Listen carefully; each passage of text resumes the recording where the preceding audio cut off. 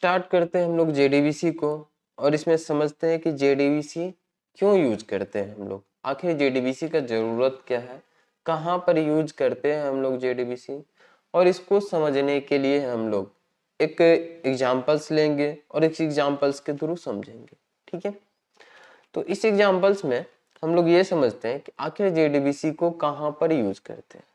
हमें पता है कि हम लोग जावा के थ्रू एप्लीकेशंस बना सकते हैं और एप्लीकेशन को भी हम लोग अलग अलग कैटेगरी में बांट रखे हैं। जैसे हम लोग नॉर्मल डेस्कटॉप एप्लीकेशन भी बनाते हैं, इंटरप्राइज एप्लीकेशंस भी बनाते हैं, वेब एप्लीकेशंस बनाते हैं, डिस्ट्रीब्यूटेड एप्लीकेशन बनाते हैं, अलग अलग टाइप के एप्लीकेशन बनाते हैं।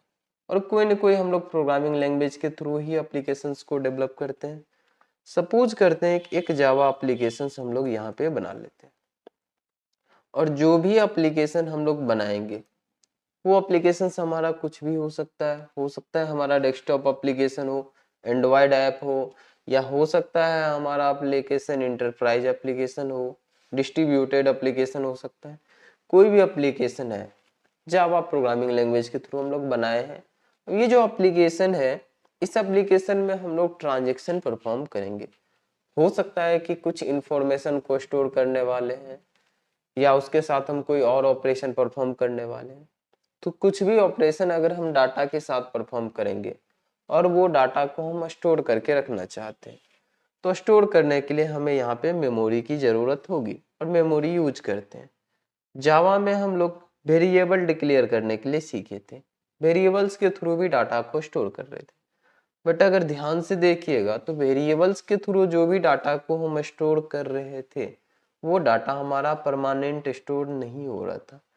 अगर हम एप्लीकेशन को एग्जीक्यूट किए, एग्जीक्यूट करने के बाद उसमें जो भी इंफॉर्मेशन रखना था हम रखे वेरिएबल्स के अंदर में, और अगर एप्लीकेशन को क्लोज करते हैं तो जो भी डाटा हम वेरिएबल्स के अंदर में रखे थे वो सारा हमारा खत्म हो जाएगा, क्योंकि हम लोग यहाँ पे जो भी वेरिएबल्स क्रिएट कर रहे थे वो हमारा रैम पे क्रिएट होता है और रैम एक वोलाटाइल मेमोरी है तो उस पर डाटा स्टोर नहीं करेंगे।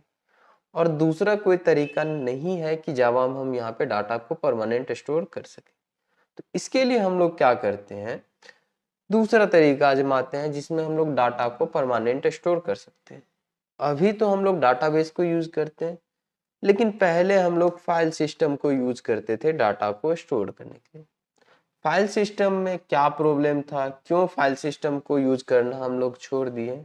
जब भी आप डाटाबेस पढ़िएगा तो डाटाबेस का कंपेयर फाइल सिस्टम से होता है कि फाइल सिस्टम को क्यों हम छोड़ दिए, क्यों डाटाबेस की तरफ बढ़े। फाइल सिस्टम के साथ प्रॉब्लम ये था कि डाटा को हम जब मैनेज कर रहे थे तो छोटे स्केल पे तो बहुत आसानी से हो जा रहा था, बट जैसे ही बड़े स्केल पे आते थे डाटा को मैनेज करना मुश्किल हो जाता था और ना ही हमें रिडंडेंट डाटा का पता चलता था, ना ही हमें डुप्लीकेट डाटा का पता चलता है था कि डुप्लीकेट हो चुका है। कुछ खास ट्रिगर नहीं यूज कर पा रहे थे, सॉफ्टवेयर के जैसे इसको यूज नहीं कर पा रहे थे, तो हम फाइल सिस्टम को यूज करना छोड़ के आगे बढ़ गए और आगे हम लोग आ गए डाटाबेस के तरफ। डाटाबेस भी जो भी डाटा को स्टोर करके रखता है परमानेंट स्टोर करके रखता है। ठीक है, तो डाटाबेस को यूज हम लोग करने लगे। अब डाटाबेस को जब यूज करने लगे तो डाटाबेस बहुत सारे फीचर्स हमको प्रोवाइड करता है। डाटाबेस का क्या फीचर्स है, फाइल सिस्टम का क्या फीचर्स था, इन सब का कंपेयर आप गूगल करके देख सकते हैं। और अगर आप डाटाबेस पढ़ रहे हैं तो ये जानना जरूरी है। अभी हम लोग जेडीबीसी पढ़ रहे हैं और हम उम्मीद करके चलते हैं कि आपको डाटाबेस का नॉलेज है, एटलीस्ट तो एक डाटाबेस आपको आना चाहिए। कोई भी एक रिलेशनल डाटाबेस आप पढ़े होंगे, हो सकता है आप माइस्क्यूएल जरूर पढ़े होंगे, तो मान लेते हैं कि एक डाटाबेस आप जानते हैं माइस्क्यूएल डाटाबेस। तो इस प्लेलिस्ट में हम लोग माइस्क्यूएल डाटाबेस के साथ ही आगे बढ़ेंगे। अगर आप माइस्क्यूएल डाटाबेस नहीं जानते, आपको नहीं पता कि डाटाबेस क्या होता है, डाटाबेस को कहाँ पे यूज करते हैं, तो इसके लिए हम सेपरेट प्लेलिस्ट बना चुके हैं, आप उस प्लेलिस्ट को एक्सेस कर सकते हैं। तो चलिए अब आगे बढ़ते हैं हम लोग। तो हमारे पास एक एप्लीकेशन है जावा एप्लीकेशन, और जावा एप्लीकेशन के पास ऐसा कोई तरीका नहीं है कि डाटा को परमानेंट स्टोर करे। तो हम क्या किए, डाटाबेस की तरफ आगे बढ़े। पहले हम लोग फाइल सिस्टम यूज करते थे, अब नहीं यूज करते हैं। रीजन आप गूगल करके देख सकते हैं, बहुत सिंपल सा रीजन है फाइल सिस्टम को क्यों यूज नहीं करते। ये आप समझ सकते हैं कि मैनेजमेंट में मुश्किल हो रहा था, इसलिए हम फाइल सिस्टम को छोड़ के डाटाबेस की तरफ आगे बढ़े। तो डाटाबेस को यूज करेंगे। जब डाटाबेस को यूज करते हैं, अगर रिलेशनल डाटाबेस की बात करें तो रिलेशनल डाटाबेस एसक्यूएल क्वेरी को फॉलो करता है। एसक्यूएल का फुल फॉर्म होता है स्ट्रक्चरल क्वेरी लैंग्वेज। ठीक है, ये जो एसक्यूएल है इसको फॉलो करता है रिलेशनल डाटाबेस। जैसे हमारा माइस्क्यूएल भी एसक्यूएल को ही फॉलो करता है, ओरेकल की बात करें तो वो भी एसक्यूएल को फॉलो करता है, पोस्टग्रेस की बात करें तो वो भी एसक्यूएल को फॉलो करता है। स्ट्रक्चर क्वेरी लैंग्वेज के थ्रू हम लोग डाटाबेस के साथ कम्युनिकेशन करते हैं। जैसे अगर हम किसी के साथ कम्युनिकेशन करते हैं तो मुझे कोई लैंग्वेज चाहिए जिस लैंग्वेज के थ्रू हम उसके साथ कम्युनिकेशन कर सकते हैं। जैसे कंप्यूटर से कम्युनिकेशन करने के लिए हम लोग प्रोग्रामिंग लैंग्वेज का यूज कर सकते हैं। वो हो सकता है हमारा सी हो, सी प्लस हो, जावा हो, कोई भी लैंग्वेज हो सकता है। ठीक है, ऐसे ही डाटाबेस के साथ हमको कम्युनिकेशन करने के लिए एक लैंग्वेज आना चाहिए था और उस लैंग्वेज का नाम है एसक्यूएल।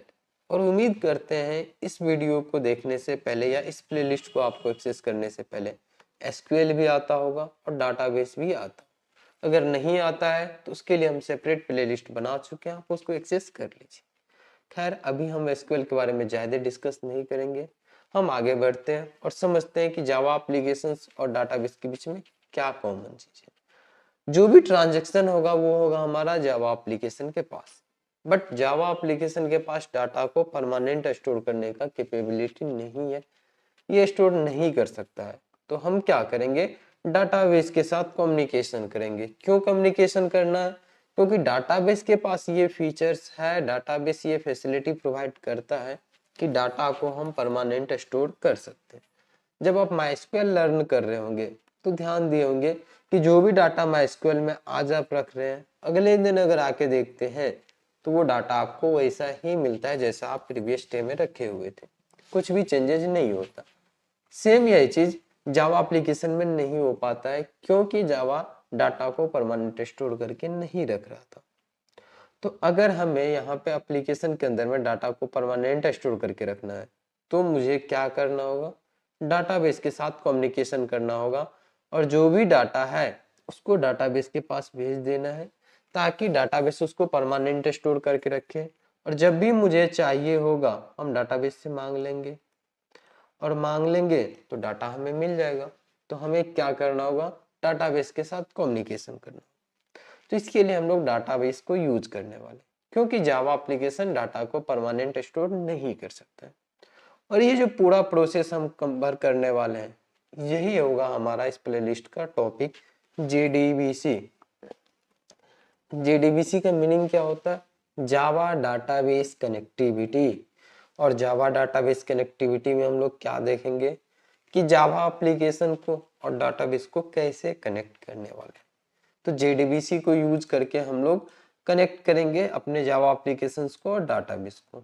उम्मीद करते हैं कि आपको कोर जावा आता है और साथ ही साथ आपको डाटाबेस भी आता है, फिर जाके आप जेडीबीसी सीख सकते हैं। ठीक है, तो चलिए अब आगे बढ़ते हैं हम लोग। इस वीडियो में इतना ही रहने देते हैं, लेके आते हैं नेक्स्ट वीडियो में जिसमें हम लोग एक स्टोरी के थ्रू समझेंगे कि क्या क्या स्टेप्स हम लोग फॉलो करें कि जावा एप्लीकेशंस को डाटाबेस के साथ कम्युनिकेशन करा सकते हैं, कनेक्शन एस्टेब्लिश कर सकते हैं। इस वीडियो में इतना ही रहने देते हैं। उम्मीद करते हैं कि इस वीडियो के थ्रू आप समझ गए होंगे कि आखिर क्यों यूज करते हैं हम लोग डाटाबेस और क्यों कनेक्शन की जरूरत है और जेडीबीसी कहाँ पे यूज करने। थोड़ा सा आपको और एक दो वीडियो फॉलो करना है, देन इसके बाद आपको पूरी तरीके से क्लियर हो जाएगा कि आखिर जेडीबीसी कहाँ पे यूज करेंगे और क्या यूजेज होने वाला है इसका। तो चलिए इस वीडियो को इतना ही रहने देते हैं, मिलते हैं फिर से नेक्स्ट वीडियो में जहाँ पे हम लोग एक स्टोरी सुनेंगे और इस स्टोरी के थ्रू समझेंगे कि कैसे जावा में हम डाटाबेस कनेक्टिविटी कर सकते हैं।